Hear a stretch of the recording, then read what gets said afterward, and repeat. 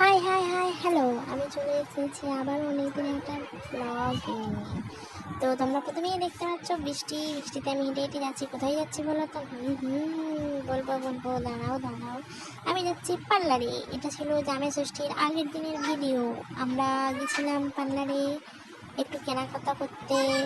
তারপরে আমি ছাতা নিতে তো ভুলে গেছিলাম, যেহেতু বৃষ্টির দিন ছাতাটা নিতে এলাম। তারপরে একটা হনুমান বসেছিল, আমার ছেলেকে আমি আমার বাবার কাছে রেখে গেছিলাম, সেই জন্য আবার এসে ছাতাটা নিলাম, তাই ওকে হনুমানটা দেখালাম। তারপরে দেখো আমরা টোটো করে গেছিলাম হাঁটতে হাঁটতে, তারপরে গেলাম রেল স্টেশনে, গিয়ে দেখলাম যে গেট পড়ে আছে। তো তারপরে রেল গাড়ি যাচ্ছে, যাওয়ার পরে আমরা সঙ্গে সঙ্গে চলে গেলাম রেল লাইন পেরিয়ে। যখন গাড়িটা থামলো, থামতে থামতে আবার আমরা হাঁটতে হাঁটতে গেলাম ওপারে।